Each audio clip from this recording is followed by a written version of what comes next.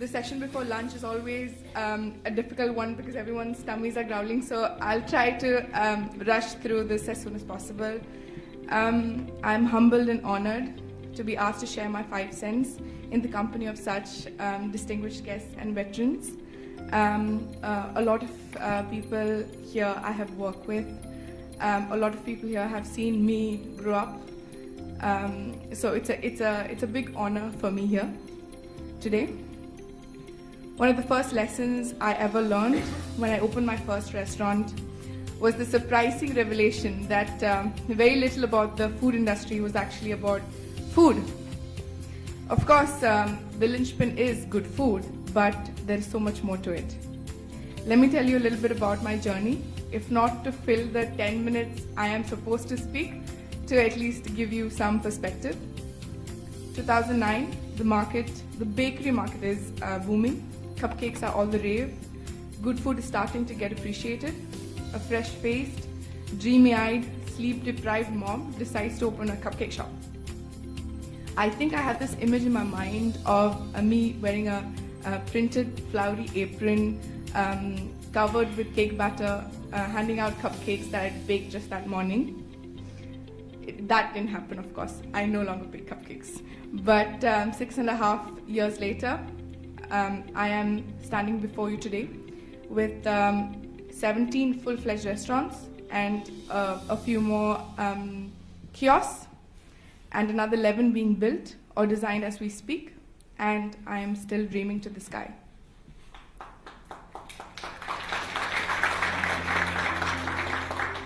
The cupcake shop was our first homegrown concept, and we went on to create 2 more. We then started to look out for individuals and companies that were doing amazing food that could fill, I think, a need in the Middle Eastern food market, in the UAE food market, and we decided to branch out into franchising. My homegrown concepts are extremely personal to me.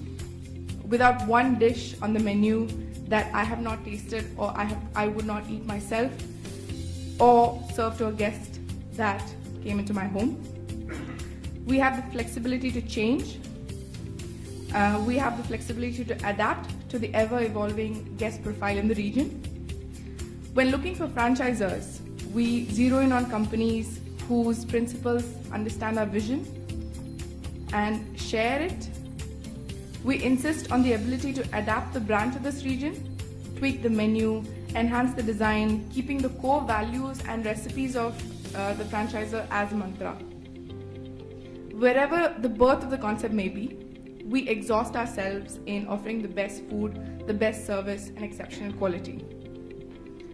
We are in an industry which has one of the highest people turnover around the world. What is it that we can do to keep that number low? I ask myself and the team every day, what is it that we can offer our people that is beyond just a paycheck? The rule of my house is that when you join my company, we do not hire you, we enroll you. You are furthermore my partners and, more importantly, my family. We look for passionate, like-minded individuals, and we value attitude over skill. From the steward in my restaurant to my general manager, we offer better connectivity. We value, appreciate, and recognize inspired, energetic, and proactive individuals and believe in rewarding them for it. Instant gratification, even if it is a pat on the shoulder, is important, and it's in our policy books. We as a company are constantly learning, and we have embedded that culture into our HR as well. We constantly train, retrain, and train again staff to get more efficient, more engaging, and take more ownership. We offer them skills beyond just the ability to do their jobs, but encourage their hidden hospitality, envision with them their career path, and enrich their knowledge. We constantly challenge our chefs, our service associates, and managers to disrupt our business, to challenge the status quo, appreciating the fact that what was 5 years ago is no longer applicable today and certainly will not be applicable tomorrow. 10 years back, the food scene in the region was far behind the West, with comfort food, simple recipes being dished out by the dozen. The gourmet food scene perspective, moving on to finely plated, dainty, nouvelle cuisine. Very few international cuisines were regarded, with less adventurous customers and certainly not many authentic recipes. Eating out was only starting to gain momentum. There were few options between the fine dining restaurants and food courts. And then came the restaurant culture boom, with the mall developments growing in popularity. Food was no longer looked at from only a Western perspective. Casual dining was demanded and adored. Franchises and international concepts were well accepted. Today the trend continues, where a typical guest is well-traveled, more adventurous and has a more mindful palate. Concepts that are well executed with a clear target market that do their food well and their interior design skillfully are being regarded. Innovative concepts are valued and culinary artists are prized.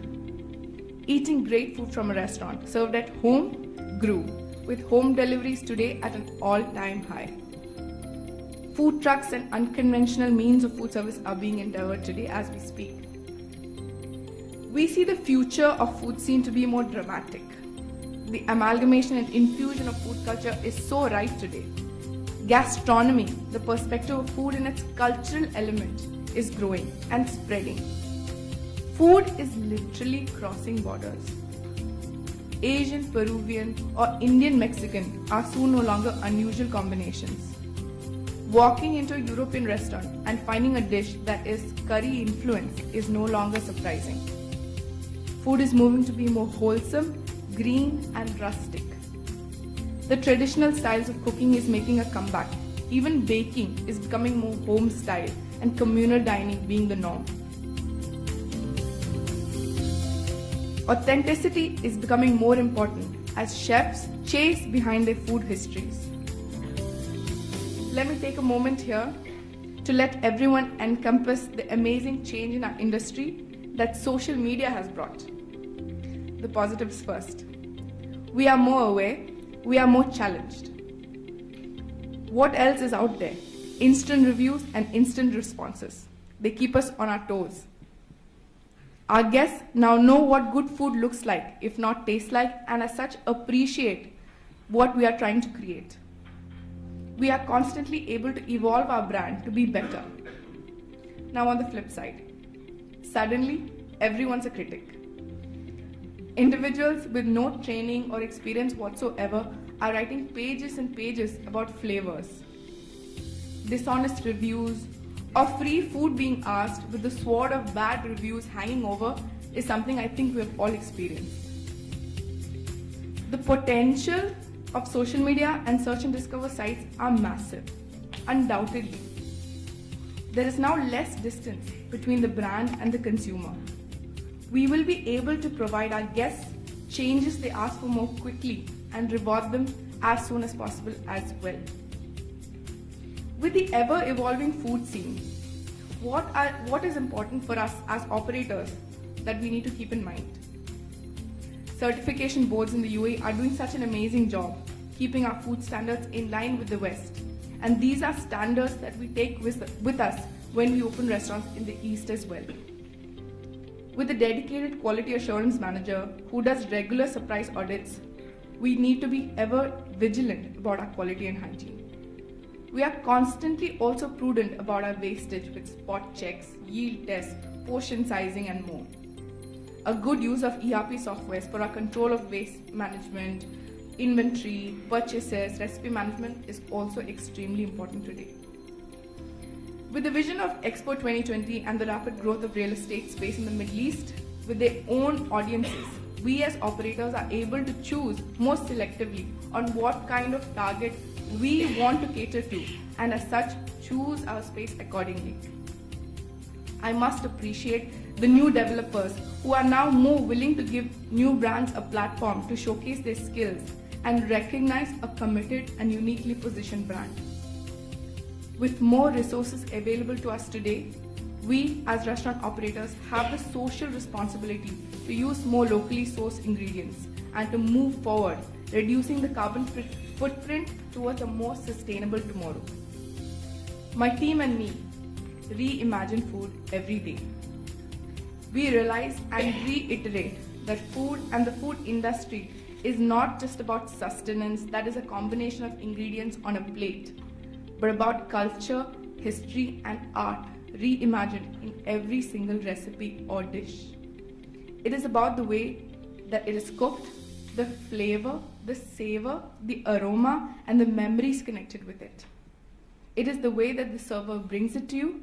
It is the place that you enjoy before and after your meal. It is the souvenirs of taste that you take with you.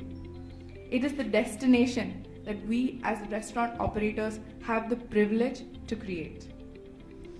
Let me end with words from my favorite tenor, Senor Luciano, who said one of the very nicest things about life is the way we must regularly stop whatever it is that we are doing and devote our attention to eating.